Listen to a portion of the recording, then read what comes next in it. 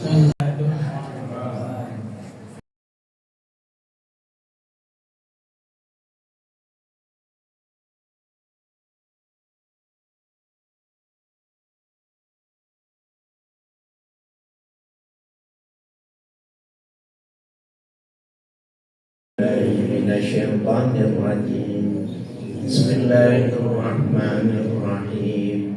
Alhamdulillahirabbil alamin. Ar-Rahmanir-Rahim. Maliki yaumiddin. Iyyaka na'budu wa iyyaka nasta'in. Ihdinas siratal mustaqim. Siratal ladzina an'amta 'alaihim ghairil maghdubi 'alaihim.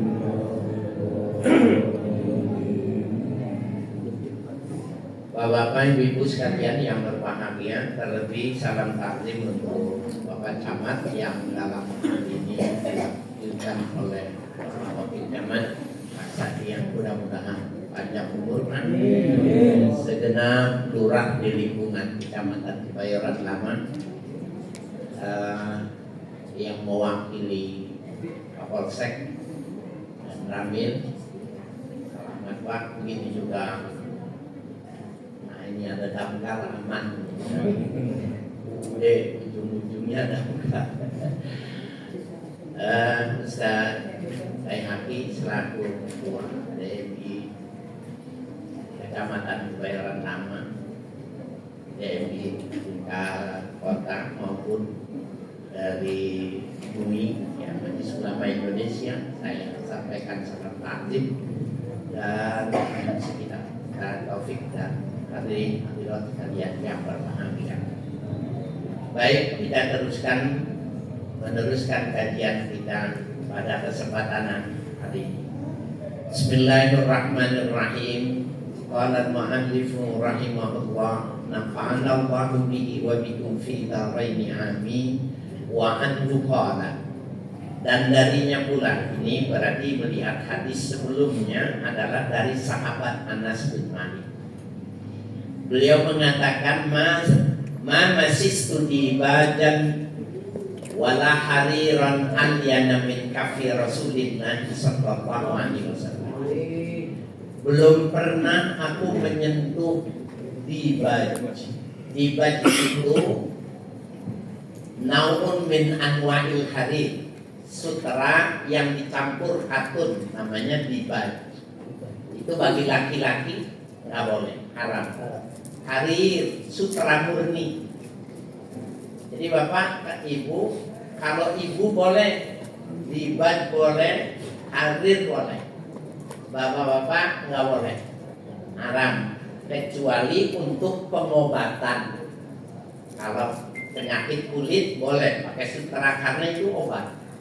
Atau mau sholat tidak ada sarung, adanya sutra, itu boleh. Nah, beliau mengatakan aku belum pernah menyentuh sutra yang dicampur katun atau sutra murni yang alyana min kafi Rasulullah sallallahu alaihi wasallam, yang lebih halus dari tangan Rasulullah sallallahu alaihi wasallam. Jadi telapak tangan Nabi itu lebih lembut dari sutra. Bapak-bapak pegang telapak tangan Bapak. Kayak tangan saya itu. Lempar juga nih. Ya, ada orang bilang, ya Nabi kan nggak ngapa-ngapain, gitu ya, Bu ya. Nah, Nabi itu tiap hari bekerja. Nabi itu mengerjakan kesehariannya beliau. Sampai ada orang yang mau menggantikan dikasih, tapi Nabi nggak pernah menyuruh. Nanti kita akan ketemu. Wala sami'tu ra'ihatan qattu atyaba min ra'ihatin min Rasulillah sallallahu alaihi wasallam. Belum pernah aku mencium parfum yang lebih wangi dari tubuh Rasulullah sallallahu alaihi wasallam. Bapak Ibu kalau lagi kerja itu nggak apa seharian kerja kan pernah gitu ya, kemudian nggak keburu mandi. Kira-kira baunya gimana? Yang tadinya kepengen juga jadi gak jadi ya. Nah, beliau itu keringatnya wangi. Bahkan di dalam hadis lain, wa kana ashabun Nabi sallallahu alaihi wasallam yaqtatiluna ala wadu. Wadu itu air wudu. Wudu pekerjaannya, wadu airnya namanya. Sahabat Nabi yaqtatiluna ala wadu sallallahu alaihi wasallam. Berebutan kalau Nabi berwudu. Jadi kalau Nabi berwudu itu beliau di bawahnya itu airnya ditadahin. Diapain? Diminum, dilemparin ke tubuhnya. Kenapa? Airnya wangi. Kalau kita wudu bawah ada kolam ikan mati kan. Subhanallah.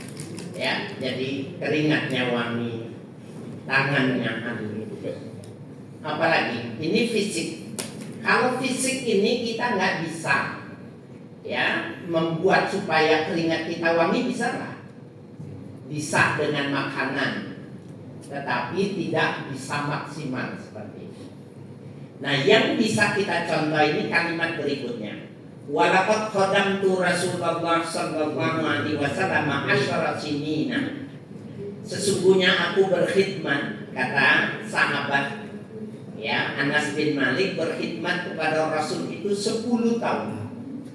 Fama qala li qattu uffin, belum pernah sekalipun Nabi mengatakan belum pernah. Belum pernah. 10 tahun jadi pembantu di rumah Nabi, belum pernah terdengar uff gitu. Belum pernah. Wala qala li syai'in fa'altuhu lima fa'altahu. Belum pernah mengatakan kepada sesuatu yang aku kerjakan lima fa'altahu. Kenapa begitu? Bukan begitu. Belum. Wala li syai'in lam af'alhu ala fa'altakala. Dan belum pernah kepada sesuatu yang aku tidak mengerjakannya Nabi mengapa? Kenapa tidak dikerjakan? Belum. Punya pembantu 10 tahun, enggak pernah disuruh, enggak pernah dimarahin. Kalau istri bapak di rumah bisa jadi istri kita lawanannya. Nah, subhanallah. Jadi Nabi itu ternyata mulianya itu bukan fisiknya saja, tapi akhlaknya beliau luar biasa. Beliau tidak pernah mengatakan sedikit pun kepada orang lain, walaupun itu pembantunya, mengatakan lima fa'alta kata, ala fa'alta kata. Beliau diamkan. Ya. Muttafaqun alaih, hadis ini diriwayatkan oleh Imam Bukhari dan Muslim. Ada riwayat lain, Bapak Ibu sekalian, bahwa Bapak perlu dengar. Maaf ya. Walaupun istri Nabi, yang namanya istri Nabi ya istri gitu. Kalau lagi capek, biasanya kenapa Pak kalau istri capek? Marah. Sahabat Anas ini kadang kena marah sama istrinya Nabi karena istrinya Nabi capek gitu. Tapi buru-buru ditarik tangannya. Sudah. Allah sudah nulis nasibmu begini. Sudah. Jadi nggak pernah beliau komentar nguk gitu. Ya Allah, Bu, kalau punya suami kayak gini enak kan? Ya.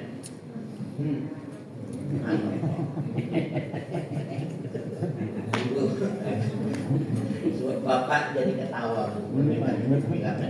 Mudah-mudahan semuanya berubah ya, Bu ya. Bim, salam bim. Ya, abracadabra. Jadi kalau istrinya marah dan pintar. Sudah ditulis. Kata bahwa sudah ditulis seperti itu. Orang jadi marah nggak? Nggak marah. Saya Bapak Ibu sekalian, ini ada rahasianya nih. Jadi yang semacam ini di stabilo. Kalau di stabilo itu mudah mencari. Jadi nanti kalau kita lagi marahan sama istri, cari nih hadis-hadis ini baca. Itu tensinya itu langsung turun. Ya, langsung turun. Subhanallah. Bapak Ibu sekalian yang berbahagia. Jadi Nabi itu keistimewaannya itu kan beliau itu wa ma yantiqu 'anil hawa in huwa illa wahyu yuha. Nabi Muhammad itu tidak pernah ngomong, tidak pernah bicara menurut kemauannya, hawa nafsunya belum pernah. In huwa illa wahyu yuha, kecuali ada wahyu yang turun yang turun. Nah, jadi apa maksud saya? Bapak kalau kita marah baca nih kumpulan-kumpulan hadis yang semacam ini, Pak. Itu tensi kita turun. Sepertinya kita malu membaca hadis-hadis yang menceritakan Rasul. Nabi juga punya istri, Nabi juga punya anak, Nabi juga punya pembantu. Tetapi betapa mulianya, ya, beliau itu dipuji oleh orang-orang, bukan karena dia yang memuji dengan dirinya sendiri. Kita lanjutkan. Wa ni Sa'bi bin Jassama radhiyallahu anhu qala. Hadis diriwayatkan dari As-Sa'ab bin Jassama radhiyallahu anhu menceritakan dia, Ahdaitu Rasulullah sallallahu alaihi wasallam himaran wahsyiyah. Aku pernah memberikan hadiah daging himar liar, ya, keledai hasil menangkap di hutan. Ya. Faraddahu alayya, maka beliau menolak mengembalikan daging yang aku masak itu yang kepadaku lagi. Nabi tidak mau dikasih daging himar itu. Falamma ra'a ma fi wajhi, tatkala beliau melihat ekspresi mukaku, pemberiannya itu ditolak, beliau mengatakan, qala innama lam naruddahu 'alaika illa ana hurum. Tidaklah aku bermaksud menolak apa yang kau berikan kepadaku, tetapi aku sedang ihram. Hurum itu maknanya al-mahrumuna bil haji wal umrah. Orang sedang latihan ihram tidak boleh memakan, mencari, ya, apa itu binatang liar. Jadi tidak boleh berburu. Bukan berarti himar tidak boleh dimakan. Nah, jadi kalau orang yang sedang berhaji tidak boleh berburu. Termasuk mencabut pohon. Iseng-iseng di Arafah, ya, di Mina duduk, tangannya itu ada rambut apa itu? Rumput itu, kena dam. Jadi orang yang sedang pakaian ihram itu tidak boleh berburu, tidak boleh memotong rambut, garuk kekencengan, pusing, puter-puter, copot, kena dam. Cabut rumput, bahkan makan hasil buruan juga tidak boleh. Ya, mudah-mudahan bapak-bapak, ibu bisa berangkat haji semua. Yang sudah haji bisa umroh lagi, amin. Tapi jangan lupa, jangan umroh terus. Bapak, ibu harus ke Aqsa. Saya Sabtu kemarin baru pulang dari Aqsa. Idul Adha di sana. Idul Adha di sana, Sabtu kemarin saya pulang sampai Jakarta, hari Sabtu Tel Aviv dibom sama Iran. Jadi kalau saya bertahan 15 jam lagi itu, insya Allah nggak bisa duduk di sini. Enggak begitu.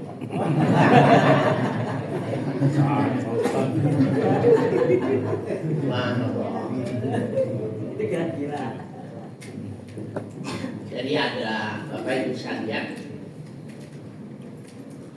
ini pentingnya. Ini turun pertama nih Pak Wakil ya. Pak Wakil, ini kan banyak duitnya ya Pak ya. Pak Lurah duitnya banyak kan ya. Kasih terus termasuk Ustaz Ustaz yang di depan ini duitnya banyak. Jangan umroh terus. Aduh, ya. Nggak boleh. Salah satu yang diperintahkan oleh Nabi itu la tusyaddur rihal illa ila salasati masajid. Jangan kalian persiapkan pergi jauh dengan perlengkapan yang cukup kecuali ketiga masjid. Masjidil Haram, Masjidil Aqsa, wa Masjidil Hadza. Masjidil Hadza itu Masjid Nabawi. Madinah. Ibu, kita kalau mau masuk Aqsa itu harus di atas umur 40 tahun. Yang di bawah 40 tahun nggak boleh masuk. Ini masuk semua dong nih. Masuk semua. Ya. Masuk semua. Yang muda di bawah 40 nggak boleh masuk. Mau masuk ke Aqsa ibu, 4 pintu penjuru itu semua dijaga oleh tentara Israel dengan senjata siaga 1 24 jam dijaga.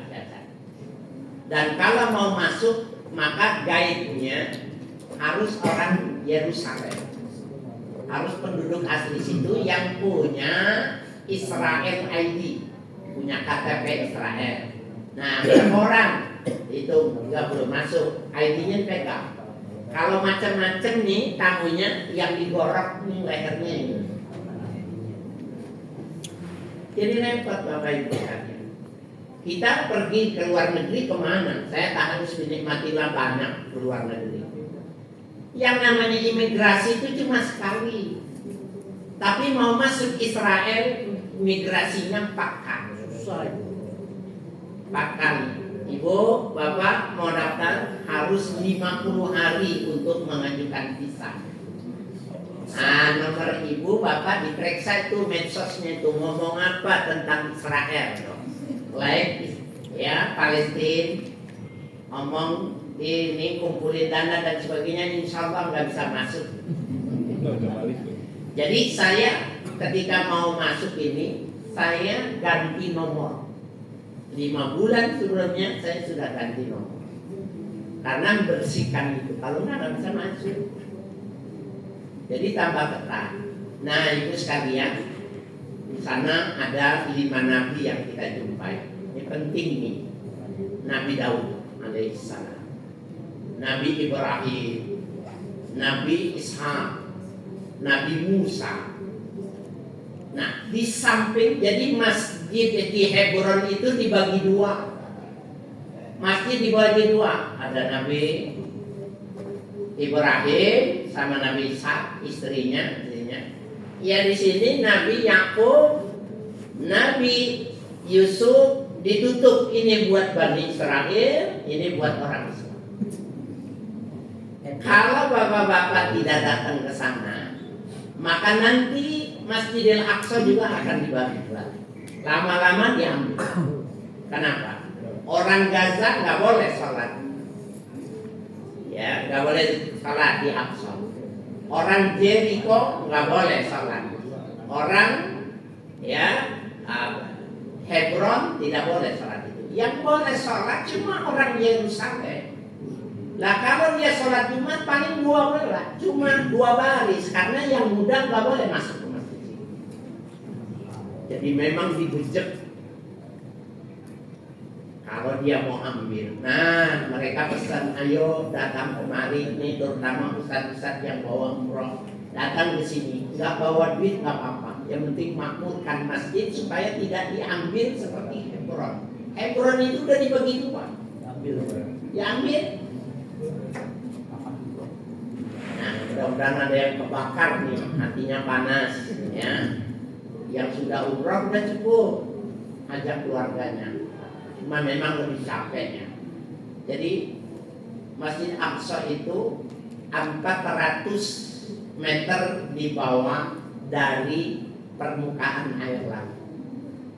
Jadi di bawah dia seperti mangkok, dia turun, cuma nggak terasa turun, ada lagi turun, dia di bawah. Nanti pulang, terasa pulang dari sana langsung sehat. langsung betisnya gede, ya, kencang gitu. Nah, Bapak Ibu sekalian yang berbahagia, saya punya kepentingan menyampaikan ini karena memang pesan mereka, pesannya itu suruh orang Indonesia sini. Jadi Indonesia di sana itu harum, nggak pernah bikin masalah, tamunya banyak, sumbangannya banyak. Kalau dibilang kita bisa nggak ke Gaza, nggak bisa. Yang resmi nggak bisa.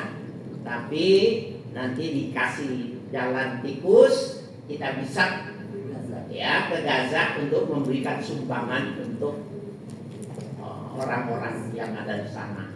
Termasuk saya bikin kurban kemarin tuh ya di Hebron, ngasih uang di Jericho, di makam Nabi Musa ya, dan nabi-nabi yang lain. Mudah-mudahan bapak-bapak ya, ibu-ibu mulai nyelengin berangkat ke sana. Ada yang bilang gini, gua mau mendadak apa, mati ntar gua. Ada yang ngomong gitu nggak? Kita kalau mati nggak perlu ke sana. Di tempat tidur di rumah juga mati juga. Mati nggak? Mati. Ustadz nih, bapak-bapak nih, bagusan mana mati di rumah, di pangkuan istri, ruangan AC, sama orang yang lagi mau berangkat ke sana, mau membesarkan Aqsa, mau ngasih duit orang-orang yang bertindak muliaan mana mati? Kalau begitu, kenapa mesti takut mati? Orang di rumah mati juga. Emang nggak berangkat, nggak mati, mati juga. Itu satu. Kalau nggak gitu nggak berani kita. Yang kedua, Gaza ke Yerusalem itu 3 jam perjalanan naik mobil. Jadi dari sini ke Cirebon. Kalau perang di Cirebon kita dengar nggak di sini? Enggak, cuma diketatin aja. Cuma diketatin, tapi tidak mendengar sedikit pun. Ya. Nah, kemarin kurban kambing di sini berapa duit Pak? 4 juta ya. Waktu mau berangkat harganya 14,5 juta. Mau berangkat, ada yang titip sama saya. Nyampe sana nggak dapat, ini tanggung jawab saya. Nyampe sana 20 juta satu kambing. Jadi saya takut berapa? Pak, kita tinggal di Hilton. Itu bintang 5 ya, bintang 5. Dagingnya itu segini, dibecek bener banget. Jadi makannya ayam, telur gitu. Memang dibikin susah orang sama Israel. Makanya ketika dia ribut sama Iran, dia mampus. Dia rasain, subhanallah, kita lihat penderitaan keluarga kita, saudara kita Muslim itu. Bapak Ibu sekalian, yang belum merasa tersentuh dengan mereka, banyakin taubat. Bermasalah dengan hati kita. Saya ulangin ya, kalau kita nih sama orang Islam, saudara kita, kan akun Muslim, hati kita tidak peduli, biasa-biasa saja, tidak merintih, tidak menangis, banyakin istighfar, bermasalah dengan hati kita. Ibu bangun tidur, bapak bangun tidur, tanya, hari ini sudah transfer belum? Banyak tuh nomor-nomor yang kita percaya, yang kirim transfer. Berapa? Nggak penting angkanya, tapi setiap hari kita kirim. Ya, setiap hari.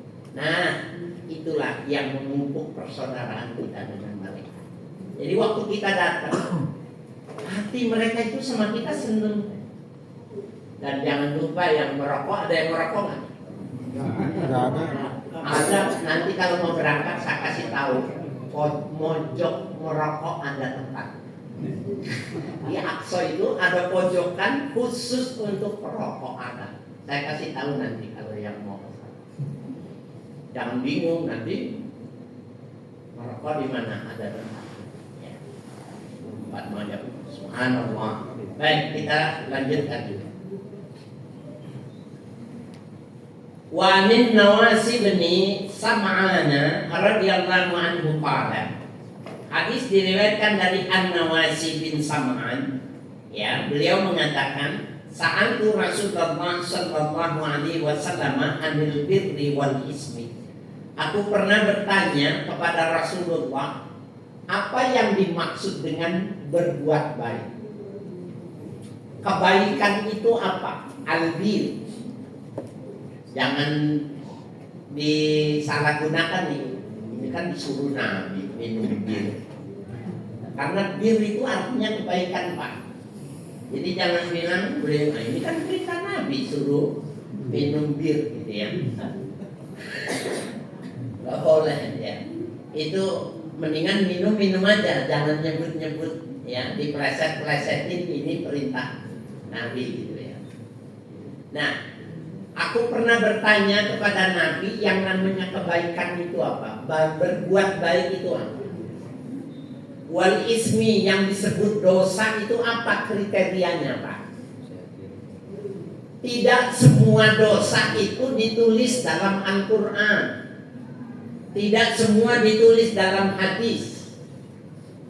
Ibu, di Al-Quran ada nggak jutek? Nggak ada. Jutek boleh nggak? Nah, jadi tidak semua yang jelek itu ditulis.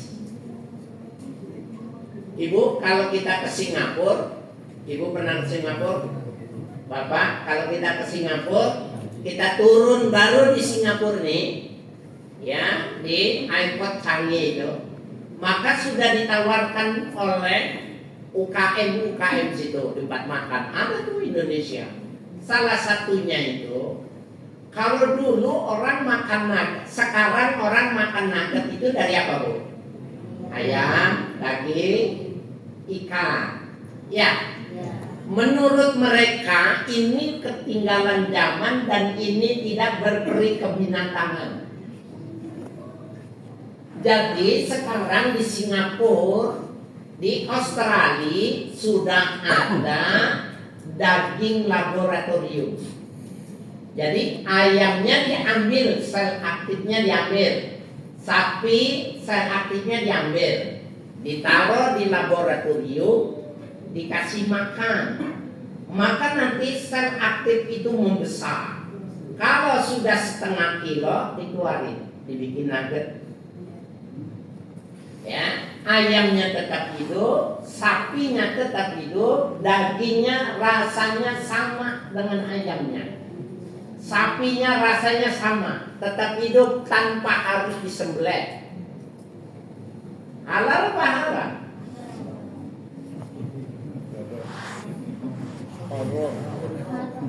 Nah, ada nggak di dalam Al-Quran?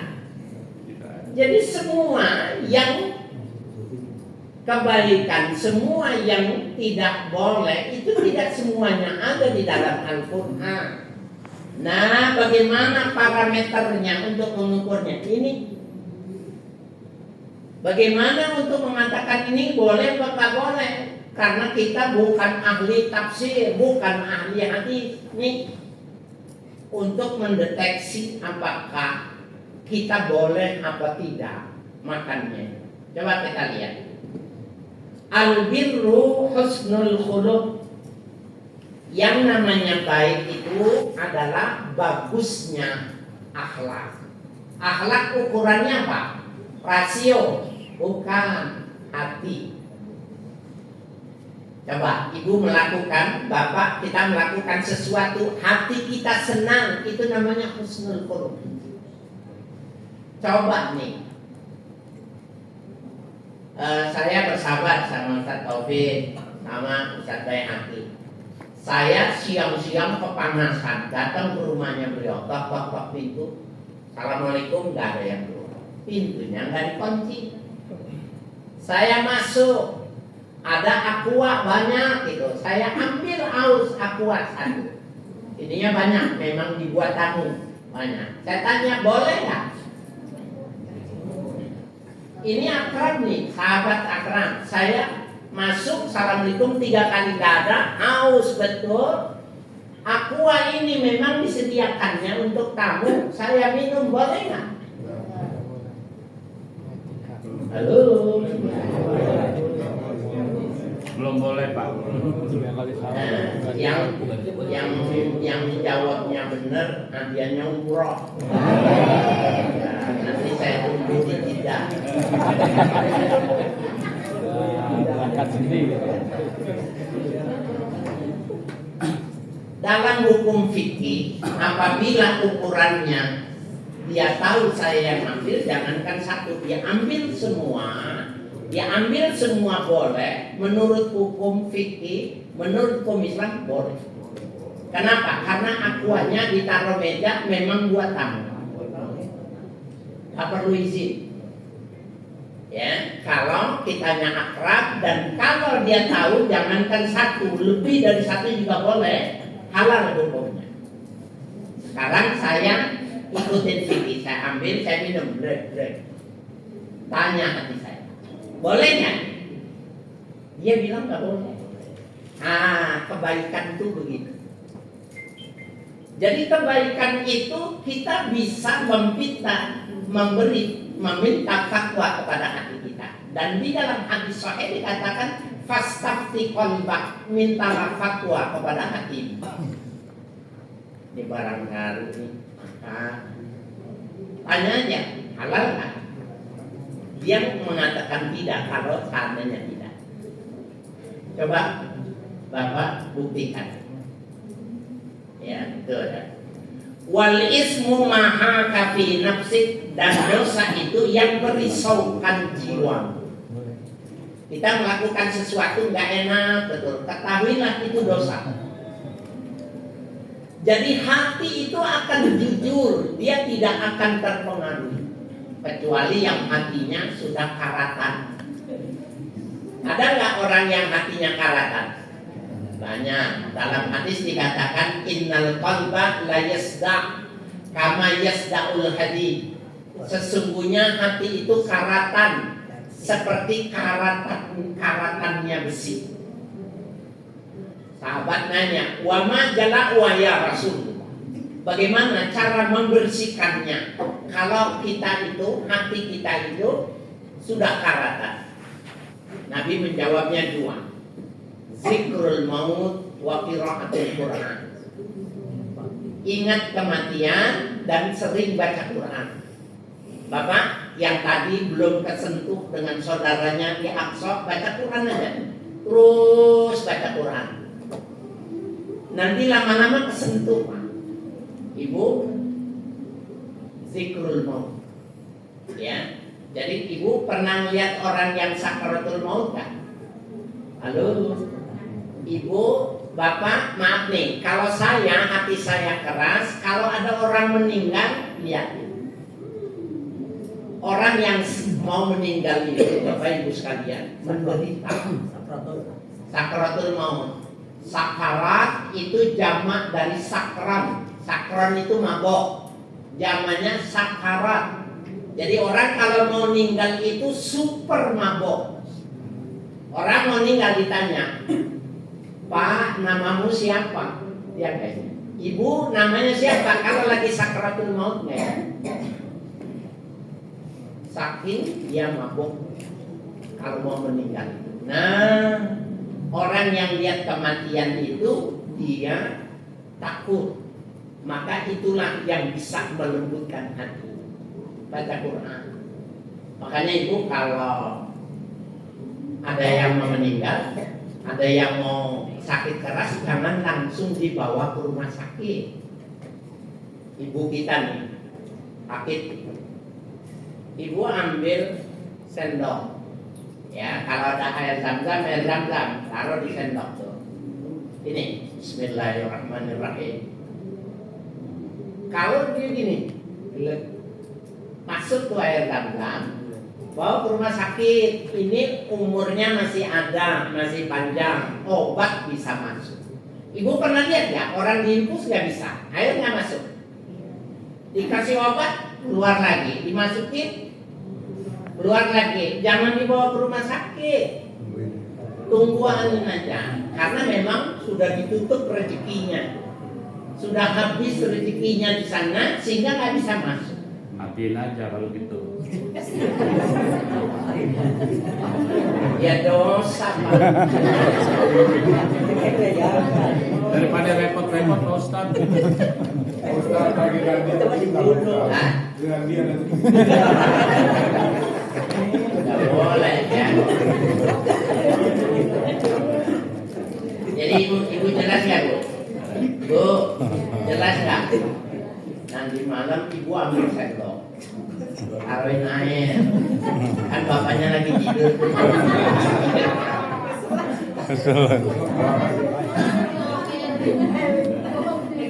Jadi Bapak Ibu sekalian, kata Nabi, yang bisa membersihkan, yang bisa menghilangkan karatan hati adalah dua: dzikrul maut wa tilawatul Quran. Saya kira itu Bapak Ibu sekalian yang berbahagia. Ustaz Baihaqi memberitahukan nama saya, diperbanyak dialognya, ya, tanya jawabnya. Saya persilakan. Baik, Bapak dan Ibu,